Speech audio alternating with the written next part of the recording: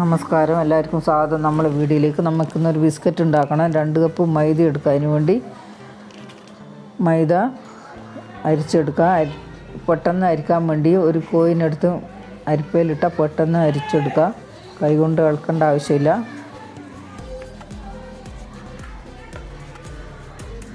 അരിച്ചു കഴിഞ്ഞ് ഇനി വറുത്ത 2 ടീസ്പൂൺ റവ ചേർത്ത് കൊടുക്കണം. മൈദ അളന്ന അതേ കപ്പിന് 3/4 കപ്പ് പഞ്ചസാര ജാറിൽ പൊടിച്ചു കൊണ്ടുവരാം. ഇനി നുള്ളു ഉപ്പ് ചേർത്ത് കൊടുക്കുക. മധുരത്തിന് ഒരു ബാലൻസ് ഉണ്ടാവുമല്ലോ. നല്ലപോലെ കൈ കൊണ്ട് മിക്സ് ചെയ്യുക. എന്നിട്ട് പൊടിച്ച പഞ്ചസാര ചേർത്ത് കൊടുക്കുക. ഗ്യാസ് ഓൺ ചെയ്ത് 2 ടേബിൾ സ്പൂൺ നെയ്യാണിത്, ഗീ ഒന്ന് ചൂടാക്കി എടുക്കുക. കുറച്ച് പാലും ചൂടാക്കുന്നുണ്ട്. വെള്ളം ചൂടായാൽ മതി. പാല് നെയ്യ് ചൂടോടെ ഒഴിച്ച് കൊടുത്ത് ഇതിനെ സ്പൂണും കൊണ്ട് ഇളക്കാം.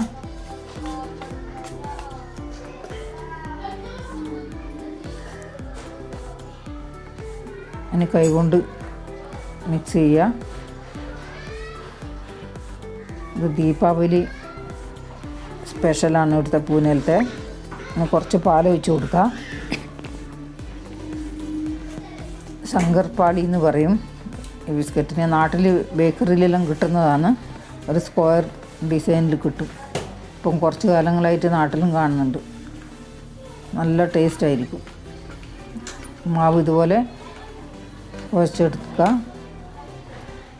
നല്ല സോഫ്റ്റായിട്ട് കുഴക്കണം. ചപ്പാത്തീൻ്റെ മാവ് കുഴക്കുന്ന പോലെ കുഴച്ച് കഴിഞ്ഞ് നമുക്ക് ചെറിയ ഓരോ ബോൾസ് ആക്കണം ഇതുപോലെ.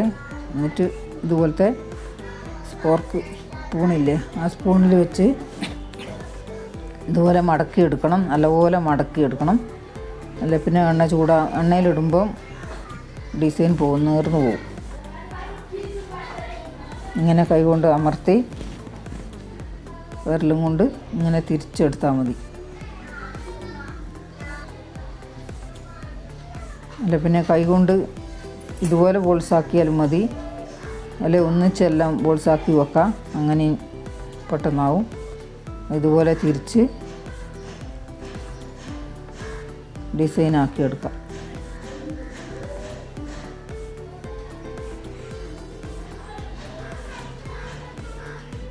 നല്ല സൂപ്പർ ടേസ്റ്റാണ് ഈ ബിസ്ക്കറ്റിന്. ഇതെല്ലാം ഡിസൈനാക്കി എടുത്തിട്ടുണ്ട്. ഇനി ഗ്യാസിൽ എണ്ണ വെച്ചിട്ടുണ്ടായിരുന്നു. എണ്ണ ചൂടായി. ഗ്യാസ് ഓൺ ചെയ്തിട്ട് ഇനി എണ്ണയിലിട്ട് കൊടുക്കുക.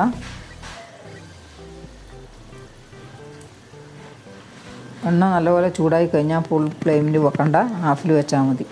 അല്ലെങ്കിൽ പെട്ടെന്ന് കരിഞ്ഞു പോവും. പിന്നെ നമ്മളെ ബിസ്ക്കറ്റെല്ലാം പൊടിഞ്ഞും പോവും. പിന്നെ പെട്ടെന്ന് സ്പൂൺ ഇടാൻ പാടില്ല. പതുക്കെ ഇങ്ങനെ തട്ടി കൊടുക്കാനേ പാടുള്ളൂ. ഞാനെടുത്ത അരിപ്പ കുറച്ച് വലുതായിപ്പോയി, ചെറുത് എടുത്താൽ മതിയായിരുന്നു. പതുക്കനെ തിരിച്ചിടണം.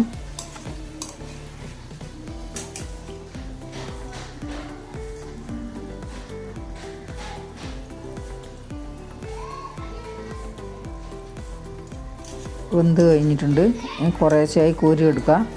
ഒരുമിച്ച് കോരിയാൽ പൊട്ടിപ്പോവും.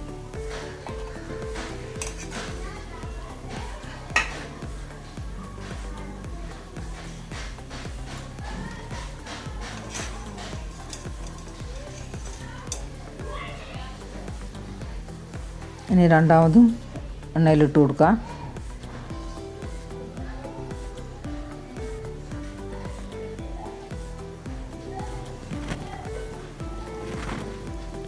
റവ ഇടാതെയും ഇതുപോലെ ആകുന്നതാണ്.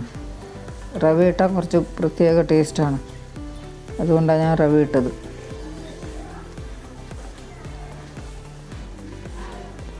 രണ്ടാമതും വെന്ത് കഴിഞ്ഞ് അതും കൂടി കോരിയെടുക്കാം.